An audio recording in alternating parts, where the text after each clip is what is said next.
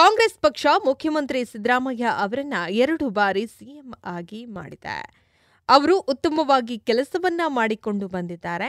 ಅವರು ಮುಂದಿನ ಎಲ್ಲಾ ಚುನಾವಣೆಗಳಿಗೂ ಬೇಕೇ ಬೇಕು. ಇದರಲ್ಲಿ 2 ಮಾತಿಲ್ಲ. ಆದರೆ ಅವರ ಹೆಸರನ್ನ ಪ್ರತಿನಿತ್ಯವೂ ದುರ್ಬಳಕೆ ಆಗ್ತಾ ಇದೆ ಎಂದು ಕೆಲವು ಸಚಿವರಿಗೆ ಉಪಮುಖ್ಯಮಂತ್ರಿ ಡಿಕೆ ಶಿವಕುಮಾರ್ ಅವರು ಟಾಂಗ್ ಅನ್ನ ನೀಡಿದ್ದಾರೆ. ಮುಖ್ಯಮಂತ್ರಿ ಸಿದ್ದರಾಮಯ್ಯ ಅವರು ನಮ್ಮ ನಾಯಕರು ಎಂದು ಸುದ್ದಿಗಾರರೊಂದಿಗೆ ಕೆಲವು ಪ್ರಶ್ನೆಗಳಿಗೆ ಅವರು ಉತ್ತರವನ್ನ ಕೂಡ ನೀಡಿದ್ದಾರೆ. ಇನ್ನು ಮುಖ್ಯಮಂತ್ರಿ ಬೇಕೇ ಬೇಕು ಎಂದು ನಿತ್ಯವೂ ಸಚಿವರು ಹೇಳ್ತಾರೆ. ಈ ಪ್ರಶ್ನೆಗೆ ಅವರು ತೀಕ್ಷ್ಣವಾಗಿ ಉತ್ತರಿಸಿದ್ರು.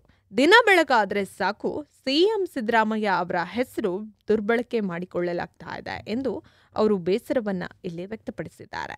ಇನ್ನು ಸಿಎಂ ಉತ್ತಮವಾಗಿ ಕೆಲಸವನ್ನ ಮಾಡ್ತಾ ಇದ್ದಾರೆ. ಅವರ ಹೆಸರು ಮಾಧ್ಯಮಗಳಿಗೆ ಆಹಾರವಾಗುವಂತೆ ಮಾತನಾಡೋದು, ಪದೇ ಪದೇ ಅವರ ಹೆಸರು ತರುವುದು, ಗೊಂದಲ ಉಂಟು ಮಾಡುವಂತೆ ಮಾಡೋದು ಬೇಡ ಎಂದು ಸಚಿವರಿಗೆ ಹೇಳಿದ್ದಾರೆ. ಇನ್ನು ಕಾಂಗ್ರೆಸ್ನಲ್ಲಿ ಯಾವುದೇ ಗೊಂದಲ ಇಲ್ಲ. ಕಾಂಗ್ರೆಸ್ ಪಕ್ಷ ಎಲ್ಲವನ್ನ ಗಮನಿಸ್ತಾ ಇದೆ ಎಂದು ಅವರು ಎಲ್ಲರಿಗೂ ಸಿಎಂ ಹೆಸರು ದುರ್ಬಳಕೆ ಮಾಡ್ತಿರೋರಿಗೂ ಅವರು ಈ ಸಂದರ್ಭದಲ್ಲಿ ಟಾಂಗ್ ಅನ್ನು ನೀಡಿದ್ದಾರೆ.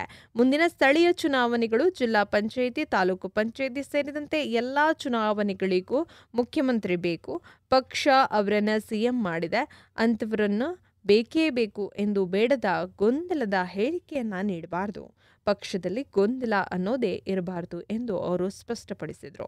ಇನ್ನು ಚುನಾವಣೆ ಸಿದ್ಧತೆ ಕುರಿತು ಮಾತನಾಡಿದಂತಹ ಅವರು ಕಾಂಗ್ರೆಸ್ ಮುಂದೆ ಬರಲಿರುವಂತಹ ಎಲ್ಲ ಸ್ಥಳೀಯ ಚುನಾವಣೆಗಳಿಗೂ ಸಿದ್ಧತೆಯನ್ನ ಈಗಾಗಲೇ ಆರಂಭಿಸ್ತಾ ಇದೆ.